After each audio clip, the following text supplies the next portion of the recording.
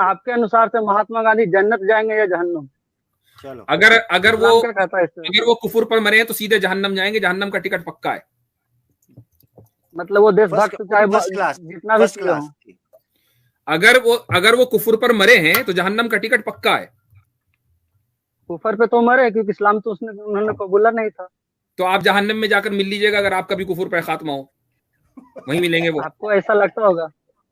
वो 72 हुरों का ख्वाब आप दिखाते रहिए। मेरे हिसाब से तो जो आदमी कुफर पर मरेगा वो जहन्नम में जाएगा, वो चाहे कितना ही बड़ा महात्मा हो।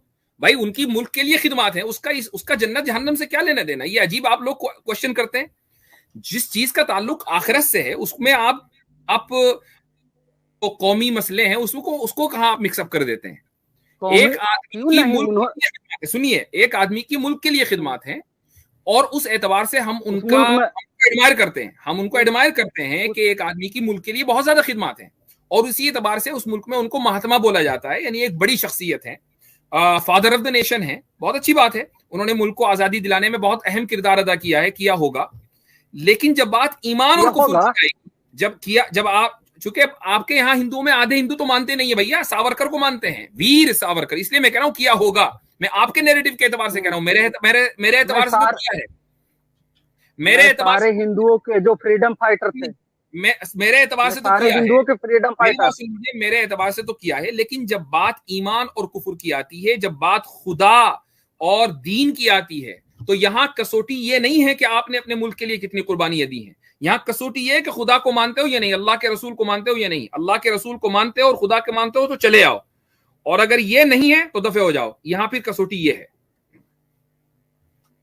हमें तो लगता है कि महात्मा गांधी इस बात को उस समय समझा दिया होता कोई, तो वो जो मुल्क में जो हिंदू मुसलमान के लिए कर रहे थे, उन्होंने अगर ऐसा सोचा होता तो शायद उनकी आंखों पर से पट्टियां हट जाती कि मुसलमान के बारे में क्या समझाने दिया आप लोगों ने। समझाया गया, महात्मा गांधी को समझाया गया, उनको बाकायदा मौलाना अब्दुल माजिद दरियाबादी और भी बहुत से लोगों ने खुतूत लिखकर उनको दीन की दावत दी।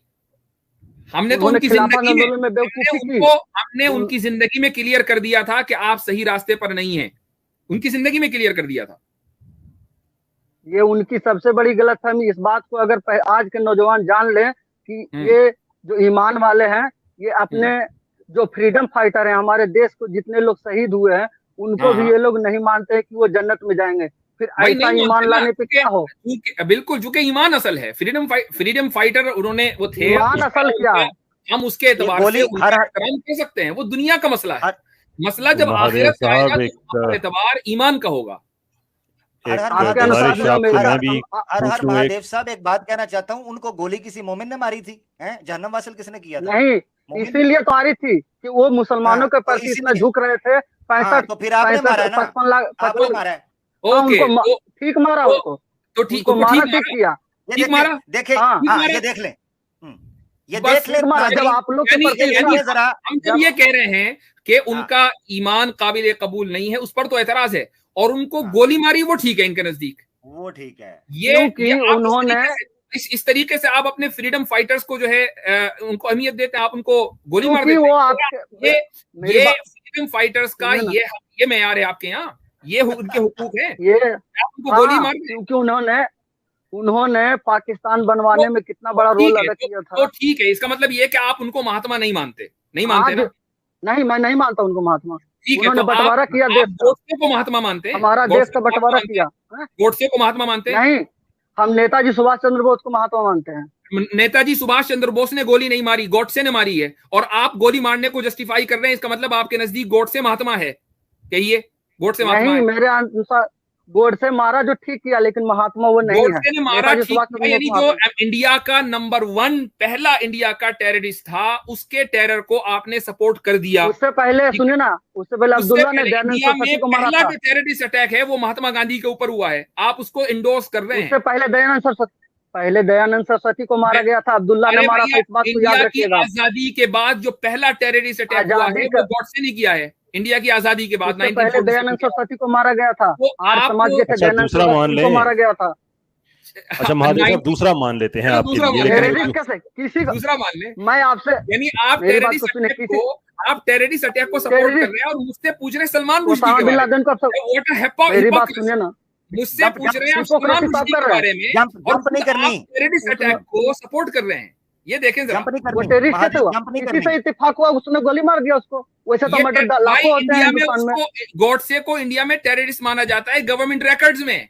टेररिस्ट अटैक को आप सपोर्ट नहीं माना जाता है, जिसको उसने अपने बयान में कहा है। जिस शख्स को महात्मा माना जा रहा हो, जिसको फ्रीडम फाइटर माना जा रहा हो, उसके कत्ल को आप जस्टिफाई कर रहे हैं। मर्डर था कि नहीं था? चले मैं कहता हूँ मर्डर था कि नहीं था? हाँ मर्डर था, वो मर्डर था। मर्डर इंडिया में लीगल है कि इलीगल है? इलीगल है। इलीगल है। इलीगल नहीं है वो, कैसे सपोर्ट कर सकते हैं? How dare you?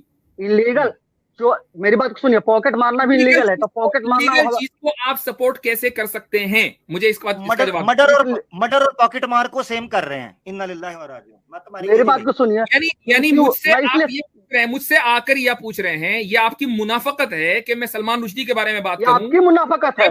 आप ये कह रहे हैं कि गांधी को कत्ल करने वाला नहीं, उसके कत्ल को आप जस्टिफाई कर रहे हैं। How dare you?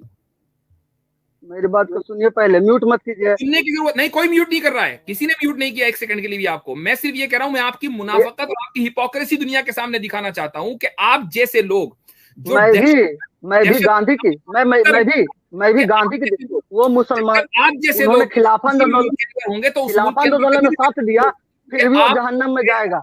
हिंदू और मुस्लिम की ऐनक से देखते हैं। महादेव साहब, इसमें क्या प्रॉब्लम है? आप मुझसे ये क्यों नहीं पूछते हमसे कि जिस आदमी ने गांधी जी को गोली मारी थी, क्या वो जन्नत में जाएगा या नहीं जाएगा?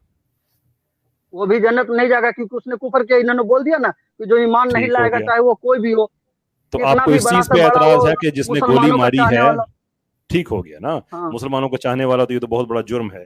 ये और बात है कि जो मुसलमानों से नफरत करे वो आपका प्राइम मिनिस्टर बन जाता है, लेकिन जिस आदमी को गोली लगी उसके बारे में आपका ये सवाल है कि वो जन्नत में जाएगा या नहीं जाएगा। लेकिन जिसने मारी, आपका उसके बारे में क्या ख्याल है कि अगर जन्नत में नहीं जाएगा तो बारे में तो मेरे को कंफ्यूजन ही नहीं है। मेरे को वाजिद सर ने बता दिया कि जो भी ईमान पर कायम नहीं है वो तो जाएगा ही जहन्नुम में।